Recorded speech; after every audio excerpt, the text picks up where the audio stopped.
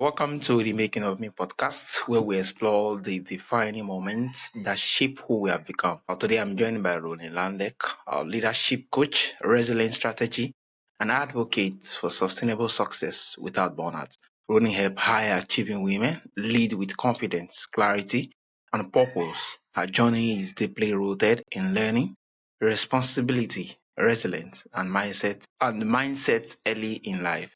It's really a pleasure having you on the show. Ronnie. Thank you, Yaro. Thanks for having me. It's a pleasure to be here. Yeah, thank you. Yeah, so Ronnie, what were some of the challenges that shaped you into who you are today? I think starting back, it was pretty early. I had a lot of role models around me who definitely valued resilience and valued, adapting in the face of adversity. And I always observed that in the adults around me and learned from that. For example, my mom was an immigrant to our country and was a young mom of three of us. I have a brother who has special needs, Down syndrome, so physical, intellectual, all sorts of needs that made life seem, on the surface to be much harder for him to navigate. And I learned a lot of lessons from his life and his tenacity. The list goes on, but basically I was a young mom. I was 17 years old when I became a mom. And that also kind of set the stage for me to say, okay, it's not just about me, it's about me plus another life counting on me. So I paid my way through college, supported myself and got married young and, just worked really hard to make sure I built opportunities for myself and built opportunities for my family all along the way. So in a Wow. nutshell. Yeah, that was really a whole lot, and is the fact that you were able to go through all of this and with a lot of determination. Yeah, it's really lovely just hearing from you. So Ronnie, you often speak about a limitless mindset. When did you first realize mindset won't determine your future more than that circumstance? Wow, when did I first determine that? Trying to think of a moment that really kind of flipped that for me. One that probably stands out and then supported my strength over the years was I saw my grandmother, my paternal grandmother. She was the first to have a, college education and profession sort of in her generation. And she came out of the South in a family that was mostly like farmers and, people who worked in the, you know, trades or things like that.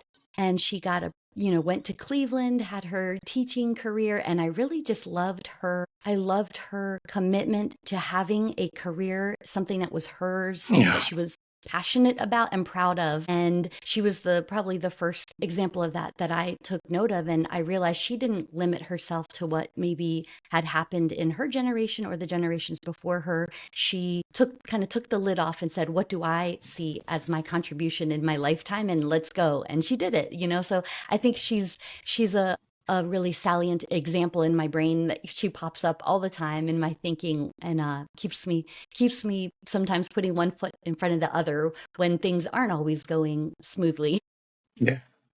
Yeah, amazing, amazing. Thank you, Ronnie. So, what leadership lessons did you learn long before you ever had a formal leadership title? Yeah, leadership lessons I learned. The biggest one was you have to first regulate and lead and discipline yourself. So the first step to being a really great leader is look at yourself first. And sometimes that's not comfortable, right? We don't always like to notice where am I falling short or where might I have weaknesses.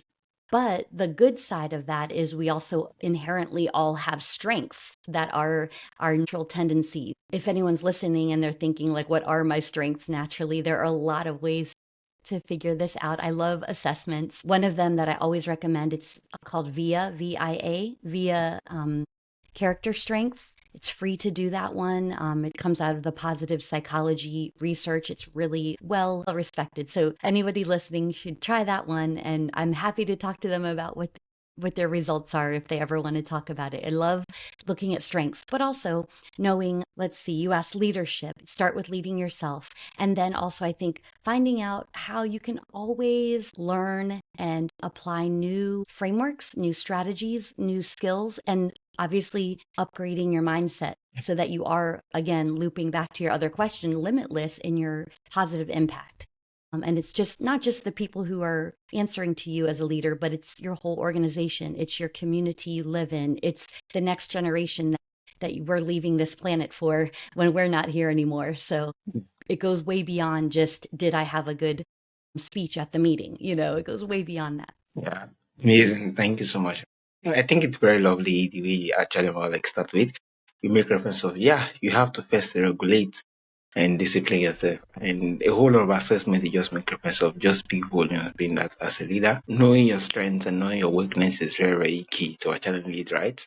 And you have to lead yourself first to you for you to be able to come about being able to lead others. Yeah, really amazing. Thank you, Ronnie. So, Ronnie, many women struggle with boundaries because they feel selfish. How do you reframe boundary as a leader, as a leadership strength? Yeah. The resistance to boundaries can be what? That they just weren't taught that, or they have a maybe misunderstanding that people are going to think they're being, unkind, or think Yeah. that they're have an edge to them, and they're going to put people off. And behind that fear is even like, wait, am I going to be rejected or accepted if I create boundaries? That can be really an obstacle that a lot of people have, especially women. And it comes down to how were we taught, right? How are we socialized in the bigger context? So once people really have the idea of, why am I even resistant to setting boundaries or hesitant about it, then you can start to do some of the work of saying, okay, boundaries are made so that not only do you protect something that is important for you, but you're also serving the other person by creating a boundary. So it actually does help the other person, because then let's say you set a boundary around, let's say in the workplace, maybe how often you can be reached and what method you would like to be communicated with as a leader or an owner. And you explain the boundary. Yeah, you are building some sort of a line between you and the other person. However, you're also creating a lot more safety, because then they are going to know when it is good to reach out, and they're going to start to be able to practice communicating perhaps even more effectively, because now you've made a clear bridge versus something that's ambiguous and, perhaps draining you, and then you're not showing up your best as a leader, draining you or creating resentment, or all of those things that we can easily fall into when we don't have a healthy boundary. Yeah, amazing. Thank you so much for explaining why boundary can be actually created to save your energy and yeah, increase your productivity. I think this is really lovely. So Rennie, you focus on resilience without burnout. What is the biggest misunderstanding people have about resilience? Ooh, biggest misunderstanding might be that people think you're kind of like born with it or you're not, right? Like, that person can run ultra marathons because they're just made differently than I, right? But the truth is, resilience can be developed. It can be a learned trait that you can build in yourself. When people are resilient, some of the key pieces are that they are adaptable, right? They're adaptable as things around them change. They find ways to navigate it that are healthy for themselves and for the group that they're contributing to, in the family, in the workplace, wherever you're experiencing these things. So the adaptability piece is huge. And also being able to learn constantly and learn from the things that don't go well, even more so than the things that did go as you Mm. planned, right? So in psychology training, when I was way back in college, and you learn about scientific method, you realize most of the experiments that scientists conduct, most of them, their theory is proven wrong, right? Their idea is disproven. Why is that valuable? It's valuable because they have to see what's not true to keep getting closer to what is What's true, yeah. what is the yes. So I use that idea quite a lot in when I was leading teams. If we put a plan into action that we believe in and somehow we don't get the result we intended, it's not a failure. It's what? It's a lesson. It's an opportunity. What did we learn? What is everybody stronger and better for on the other side of that having not worked out? And then what are we going to do with what we've learned? It's not a victim, it's not a blame. It's more like, okay, there is an opportunity here if we choose to see how this is a benefit to each of us and the team. Yeah. think this is really lovely, being that resilience is not something that is inborn. It's something we have to train over time by consistently showing up or by consistently trying it out over time. Definitely, failure is going to come into being. If there is no failure, I don't think there's any need of resilience. Being that, yes, you have to keep working at it, even if it's appeared or it's not going to work by putting in much hour and everything. You're constantly showing up despite the odd. Really speak volumes to resilience as a team and as an individual. Yeah, thank you. So how do your early life experience influence how you coach women through change and uncertainty today? My early life experiences, I think one thing that was a little unique about my early life that I think of that I carried all the way through my career and still apply it is the influence of coaching others. Like I was always in sports. I was the youngest of three and the only girl, but my dad, he always was like, had me in sports, had me out, riding dirt bikes with my brothers. We were playing football in the backyard. Like I didn't have a separate like type of Yeah. people use the term tomboy, right? So I was out there doing all the things that my brothers were doing. And in being in sports all the time, leadership was presented to me by the coaches. Like that was my early experience with leadership.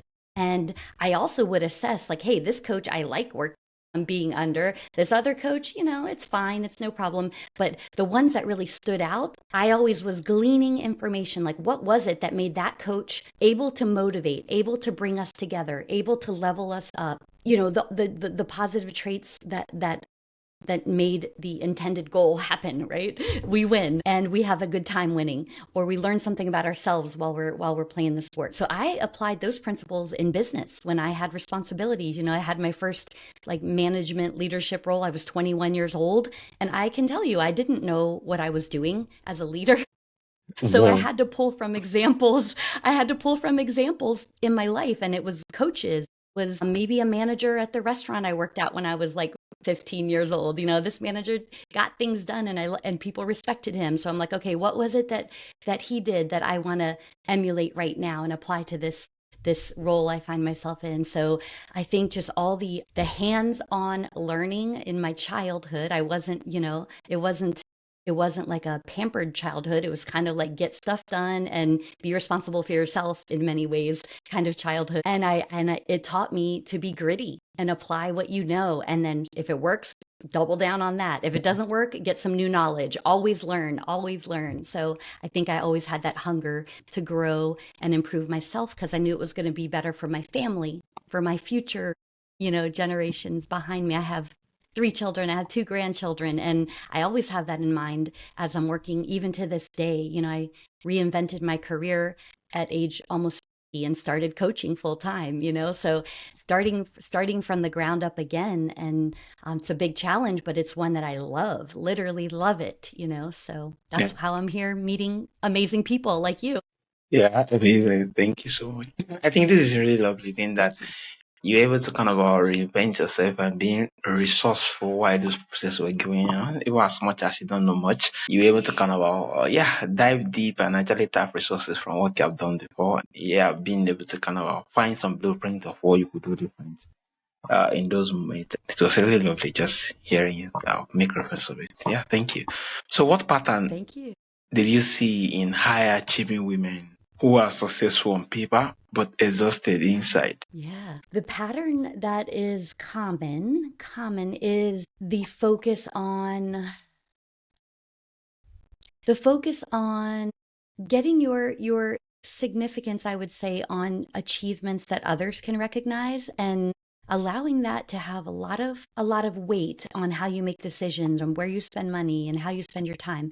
So the end result of being exhausted is often that they don't believe they deserve rest as often as they need rest, these women who are high achieving, or they feel obligated to be seeking the next position up, and if they're not, then they might look like a failure in some of these company cultures, when in reality that's just the formula for burnout, because you're letting others decide what is the priority. So instead, a shift might be to pause and say, what are my personal core values, things that make me know what is right to choose. Is it right to say yes, I want to be on this project at work, or do I want to take this particular course that my company is recommending based on where it's going to lead me, or so kind of like those pivotal decision moments perhaps become much clearer, and you can actually say an informed no if you want to say that no,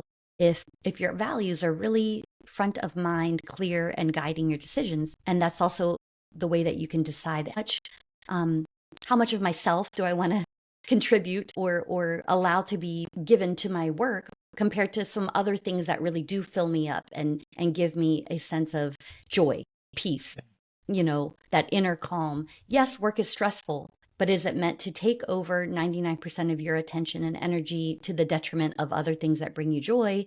That to me doesn't sound like success, right? So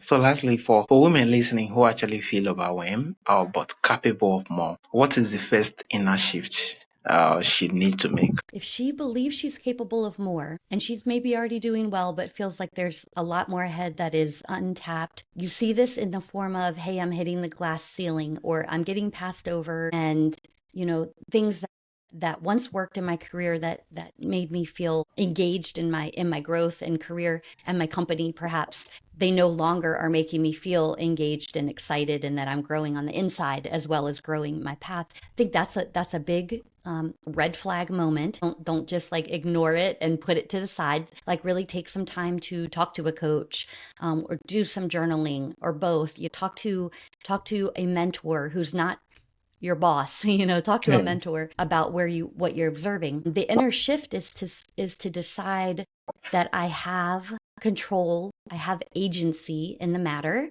I'm not just a on the chessboard of this company, right? I have agency. So whether I choose to navigate my career this direction or that direction, or navigate my company path this direction or that direction, first, like taking ownership for that and saying, have say, not that you control it fully, but you have agency. I help a lot of women, and this is a project that's coming this year, is helping them to start their own strategic side business, oftentimes a consultancy, but a business on the side while they're still on their main lane, their main path. So they're building what we would call a portfolio income, or you can call it just a strategic, second stream of income based on their expertise. So this is my big project for 2026, is helping as many women as I can get their resilient career design by doing these things. So that also has been a result of me working with people who realize, hey, I don't have to just accept the glass ceiling that I'm hitting. I can create multiple paths that feed my goals for time freedom, for money freedom, for, the gratification and satisfaction that I know will come by taking some new action. Yeah. Yeah, amazing. Thank you so much, Rennie. So, Rennie, for my audience who want to connect with you, who want to learn more from you, and yeah, who want to take the conversation beyond this, how can they reach out to you, and where's the best platform? Yeah, the best platform is LinkedIn. I love connecting on LinkedIn. So it's Ronni Landeck Fast is my profile there, and have some information that people could learn if they want to hop there and reach out to me from there. I would love that. Also, my website is ronnielandeck.com. And so you can contact me from there as well. Thank you so much, Rennie. Thank you for sharing your Thank stories. you. It's been super fun. Yeah, thank you. Thank Thank you for you. sharing your perspective on leadership, responsibility, and sustainable success. For listeners who want to dive deeper into Renee's work and access our free boundary guide, you will find the link. It's going to be on the show notes. This has been the Making of Me podcast. It's really a pleasure having you on the show once again.